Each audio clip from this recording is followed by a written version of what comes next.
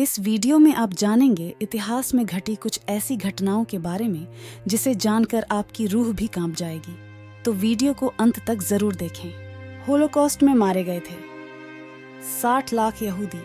Year 1939 में Germany द्वारा विश्व युद्ध भड़काने के बाद हिटलर ने यहूदियों को ज्वार्जेय से मिटाने के लिए अपने अंतिम हल फाइनल सॉल्यूशन को अमल में लाना शुरू किया। बताया जाता है कि 1941 से ऑशविट्ज के नाजी होलोकॉस्ट सेंटर पर हिटलर की खुफिया एजेंसी एसएस यूरोप के अधिकतर देशों से यहूदियों को पकड़कर यहाँ लाती थी, जहाँ काम करने वाले लोगों को जिंदा रखा जाता था, जबकि जो बूढ़े या अपंग लोग होते थे उन्हें गैस चेंबर में डालकर मार दिया जाता था। इन लोगों के सभी पहचान के सभी दस्तावेजों को नष्ट कर हाथ में एक खास निशान बना दिया जाता था। इस कैंप में नाजी सैनिक यहूदियों को तरह तरह के यातनाएं देते थे। वे यहूदियों के सिर से बाल उतार देते थे। उन्हें बस जिंदा रहने भर का ही खाना दिया जाता था। भीषण ठंड में भी इनको केवल कुछ चिथड़े ही पहनने को दिए जाते थे। जब इनमें से कोई बीमार या काम करने में अक्षम हो जाता था तो उसे गैस चैम्बर में डालकर या पीटकर मार दिया जाता था।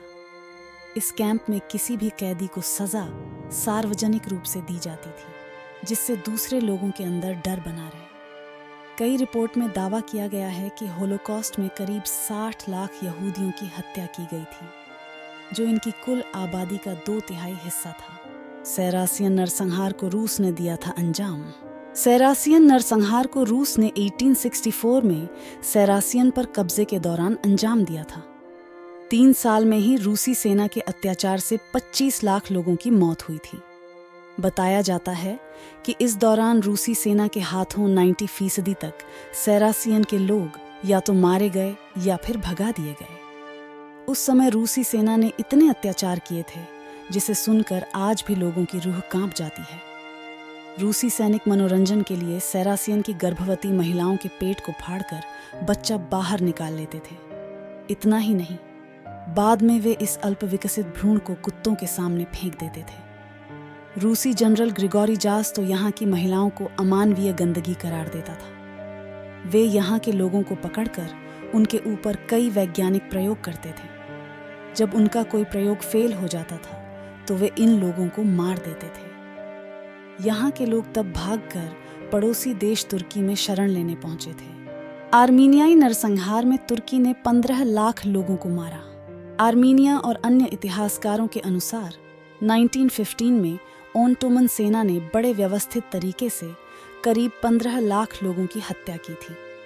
तुर्की लगातार इन दावों को खारिज करता आया है और इसके कारण आर्मीनिया और तुर्की के संबंधों में तनाव भी रहा है। दूसरे विश्व युद्ध के दौरान लाखों यहूदियों की हत्या और उन पर हुए अत्याचारों के बारे में जितनी चर्चा हुई है, उतनी चर्चा पहले विश्व युद्ध के दौरान मारे गए आर्मीनियाई नागरिकों की नहीं हुई। तुर्की ने आज तक आर्मीनिया में लोगों के ऊपर ढाए गए कहर को लेकर सार्वजनिक माफी तक नहीं मांगी है। बोस्नियाई नरसंहार में 8,000 मुसलमानों की हुई थी हत्या। एक अनुमान के मुताबिक बोस्निया सर्ब सैनिकों ने इस नरसंहार में 8,000 मुसलमानों को मौत के घाट उतारा था। मृतकों में अधिकतर की उम्र 12 से 77 साल के बीच थी। यह नरसंहार इतना विभत्स था कि ज्यादातर लोगों को पॉइंट ब्लैंक रेंज माथे के बीच पर गोली मारी गई थी। इस नरसंहार के बाद बोस्निया के पूर्व सर्ब कमांडर जनरल रैटको म्लाडिच को बूचर ऑफ बोस्निया के नाम से जाना जाने लगा। 1992 में यूगोस्लाविया के विभाजन के समय बोस्नियाई मुसलमानों और क्रोएशियाई लोगों ने आज़ादी के लिए कराए गए जनमत संग्रह के पक्ष में वोट दिया था, जबकि सर्बिया के लोगों ने इसका बहिष्कार किया। सर्ब समुदाय और मुस्लिम समुदाय में इस बात को लेकर विवाद शुरू हो गया कि नया देश कैसे बनेगा। सर्ब और मुसलमानों के बीच उस समय मध्यस्थता कराने वाला कोई नहीं था, लिहाजा दोनों पक्षों ने बंदूक के दम पर एक दूसरे के ऊपर हमला करना शुरू कर दिया। इस गृहयुद्ध में हजारों लोगों की मौत हुई, जबकि लाखों लोगों को विस्थापन का सामना करना पड़ा। सर्ब लोगों को लगता था कि बोस्निया के मुसलमान कम जनसंख्या होने के बावजूद उन पर अधिकार जमाना चाहते हैं। इस बीच सर्ब सेना की कमान जनरल राटको म्लाडिच को दी गई। इस खूंखार कमांडर ने बोस्निया की लड़ाई के दौरान बर्बर अभियान चलाया और हर उस विद्रोही की हत्या करवाई जिसने भी सेना या सर्ब सत्ता का विरोध किया।